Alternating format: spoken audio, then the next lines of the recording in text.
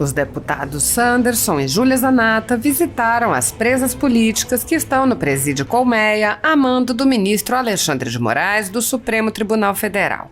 Os deputados divulgaram um vídeo após a visita e lembraram a extrema urgência de libertar as pessoas que foram simplesmente presas em massa, sem qualquer participação nos atos de depredação e vandalismo do dia 8 de janeiro. O deputado Sanderson lembrou: não podemos aceitar jamais a penalização coletiva, que é o que vem acontecendo. A deputada Júlia Zanatta relatou como foi o encontro com as presas e lembrou que o que se pede é o estrito cumprimento da lei e que as que não fizeram nada sejam soltas, liberadas. Sanderson afirmou: nós ficarmos silentes diante de prisões ilegais seria algo absurdo.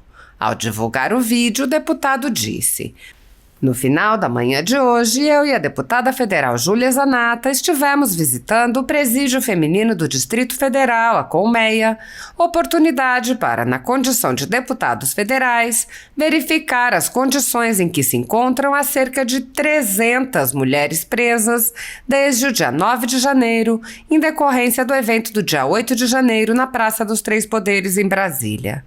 É urgente fazer a identificação dos culpados pelos atos de vandalismo e danificação do patrimônio público do fatídico dia 8 de janeiro e, com isso, haver a soltura das dezenas de pessoas inocentes que compõem grande parte das pessoas detidas e recolhidas na Colmeia. Investigação e penalização coletivas em típicos processos políticos vêm ocorrendo no Brasil há anos, contando com a omissão conivente do Senado Federal. Em inquéritos conduzidos nas cortes superiores, magistrados agindo fora de suas atribuições recebem listas de alvos a serem perseguidos e impõem penas absurdas a título de medidas cautelares, sem que os alvos tenham qualquer acesso à ampla defesa ou ao devido processo legal. Nesses inquéritos, basta que parlamentares de extrema esquerda ou outros agentes políticos apresentem listas de pessoas a serem perseguidas e acusações vagas baseadas em materiais produzidos por pessoas suspeitas e interessadas para que medidas cautelares sejam aplicadas a grupos inteiros. Em seguida, os inquéritos ficam em andamento por tempo indeterminado, enquanto os cidadãos são privados de direitos fundamentais sem terem a quem recorrer. Um pedido de CPI dos abusos de autoridade do STF e do TSE, apresentado à Câmara pelo deputado Marcel Van Hatten no ano passado, teve quase 200 assinaturas, mas o presidente da Câmara, Arthur Lira, alegou que já era fim de ano e considerou que os direitos das vítimas de abuso não eram motivo para perturbar as férias dos parlamentares. Neste ano, o deputado Marcel Van Hatten reapresentou o pedido e está colhendo assinaturas. No Senado, que é a casa responsável pelo controle dos atos de ministros de cortes superiores, dezenas de pedidos de impeachment de ministros enchem as gavetas do presidente da casa, Rodrigo Pacheco, que também impede a tramitação de qualquer projeto que diga respeito aos superpoderes autoconcedidos pelos ministros.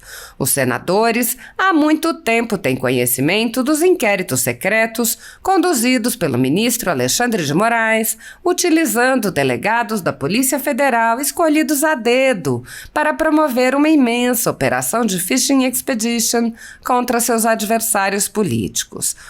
O desrespeito ao devido processo legal e a violação ao sistema acusatório são marcas dos inquéritos políticos conduzidos pelo ministro e já foram denunciados pela ex-procuradora-geral da República, Raquel Dodge, que promoveu o arquivamento do inquérito das fake news, e também por inúmeros juristas, inclusive em livros como Inquérito do Fim do Mundo, Sereis como Deuses e, no mais recente, Suprema Desordem, Juristocracia e Estado de Exceção no Brasil. O ministro Alexandre de Moraes também já foi chamado de xerife pelo então colega Marco Aurélio Mello pelos excessos cometidos em seus inquéritos. Até a mídia internacional vem denunciando os excessos do ministro Alexandre de Moraes. Apesar das constantes denúncias, o Senado brasileiro segue inerte. Os senadores sabem sobre os jornais que foram estourados e tiveram todos os seus equipamentos apreendidos e sabem sobre os jornalistas perseguidos, presos e exilados. Os senadores não apenas foram informados sobre a invasão de residências de cidadãos e a apreensão de bens, mas também viram sem qualquer reação a quebra de sigilos de um de seus próprios membros, o senador Harold de Oliveira. Os senadores sabem que muitos meios de comunicação vêm sendo censurados há muito tempo. Os senadores souberam sobre a prisão do deputado Daniel Silveira em pleno exercício do mandato por palavras em um vídeo. Os senadores sabem que o ex-deputado voltou a ser preso por supostas violações a medidas cautelares que foram impostas em um processo que foi extinto pela graça presidencial. Foram informados sobre a perseguição a jornalistas que são censurados, impedidos de exercerem sua profissão e têm bens e redes sociais bloqueados. Os senadores sabem que ativistas passaram 1 ano em prisão domiciliar, sem sequer denúncia, obrigados a permanecer em Brasília, mesmo morando em outros estados. Sabem sobre a prisão de Roberto Jefferson, presidente de um partido, e sua destituição do cargo a mando de Moraes. Os senadores sabem da censura a parlamentares. Os senadores sabem que jornais, sites e canais conservadores têm sua renda confiscada há mais de 1 ano e meio. Os senadores sabem sobre as prisões em massa, sem individualização de condutas, sob acusações descabidas. Os senadores sabem sobre as multas estratosféricas e confiscos de propriedade. Os senadores conhecem muitos outros fatos. Mesmo assim, todos os pedidos de impeachment, projetos de lei e requerimentos de CPI seguem enchendo as gavetas do senhor Rodrigo Pacheco. Há quase 4 anos, o ministro Alexandre de Moraes conduz em segredo de justiça inquéritos políticos direcionados a seus adversários políticos. Em uma espécie de parceria com a velha imprensa, matérias, reportagens e relatórios são admitidos como provas sem questionamento, substituindo a ação do Ministério Público e substituindo os próprios fatos, e servem como base para medidas abusivas que incluem prisões políticas, buscas e apreensões, bloqueio de contas, censura de veículos de imprensa, censura de cidadãos e parlamentares, bloqueio de redes sociais, entre muitas outras medidas cautelares inventadas pelo ministro sem qualquer chance de defesa ou acesso ao devido processo legal. O mesmo procedimento de aceitar depoimentos de testemunhas suspeitas e interessadas e tomar suas palavras como verdadeiras se repete em diversos inquéritos nas cortes superiores. A Folha Política já teve sua sede invadida e todos os seus equipamentos apreendidos a mando do ministro Alexandre de Moraes.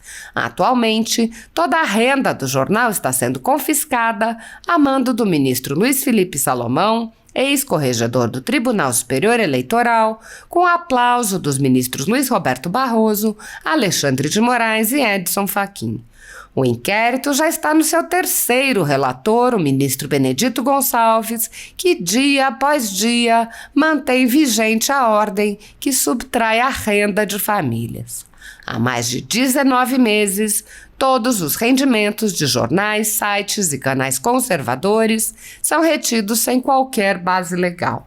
Se você apoia o trabalho da Folha Política e pode ajudar a impedir o fechamento do jornal, doe qualquer valor à empresa Raposo Fernandes através do Pix, utilizando o QR Code que está visível na tela ou o código ajude@folhapolitica.org. Caso não utilize Pix, há a opção de transferência bancária para a conta da empresa Raposo Fernandes, disponível na descrição deste vídeo e no comentário fixado no topo. Há 10 anos, a Folha Política vem fazendo a cobertura da política brasileira, quebrando a espiral do silêncio imposta pelo cartel midiático que quer calar vozes conservadoras. Pix ajude@folhapolitica.org. Assista. Olá, amigos. Hoje, segunda-feira, dia 13 de fevereiro, e eu e a deputada federal Júlia Zanatta acabamos de fazer uma visita, uma inspeção aqui no presídio feminino do Distrito Federal, a chamada Colmeia, onde estivemos, inclusive, com presas que foram detidas no dia 9 de janeiro, continuando aquilo que nós já vimos fazendo. Eu, como deputado federal, Júlia Zanatta, mesmo sem mandato, já fazia esse trabalho ainda no mês de janeiro, e agora já como deputado federal, com prerrogativas de um parlamentar federal, está aqui conosco hoje, trabalhando para que, no menor tempo possível, essas mulheres sejam imediatamente colocadas em liberdade, porque, afinal de contas, não somos favoráveis, claro, a não penalizar aqueles que vandalizaram, aqueles que quebraram, mas nós não podemos aceitar jamais a penalização coletiva que vem acontecendo, que vem ocorrendo. Pessoas que sequer estavam em Brasília no dia 8 estão presas aqui na Colmeia. Isso para nós é um absurdo, que estamos trabalhando para resolver no menor tempo possível. Obrigada, deputado Sanderson. O senhor já vem fazendo um trabalho aqui de acompanhamento, e hoje é a minha primeira vez aqui visitando essas mulheres catarinenses de outros estados também. Me tocou o coração. Muitas começaram a chorar pela situação e contar suas histórias, né, que estavam no QG, que foram conduzidas para cá. Então, o que a gente pede? A gente pede um estrito cumprimento da lei. Investigação, sim, para a gente saber quem de fato vandalizou, e as que não fizeram, né, não fizeram nada, que sejam soltas, liberadas. Também tem idosas aqui, gente, mulheres doentes que precisam ser liberadas imediatamente. Então é um apelo que a gente faz para que nada mais do que a justiça seja feita. Então, Júlia Zanatta e demais deputados, senadores, nós lá no Congresso Nacional já estamos atuando para que, de forma conjunta, coletiva, essa solução seja dada no menor tempo possível. Não somos a favor da impunidade, claro que não, porque somos contra a vandalização, mas jamais aceitar nós ficarmos silentes diante de prisões ilegais seria algo absurdo, e isso nós jamais concordaremos. Então, muito obrigado, Júlia, por estar aqui conosco nesse dia, e eu peço às famílias das pessoas presas, mulheres presas, dos homens que estão lá na Papuda, que se mantenham calmos, porque nós estamos trabalhando para que a justiça seja feita. E entre em contato conosco para que a gente possa acompanhar caso a caso. Isso aí.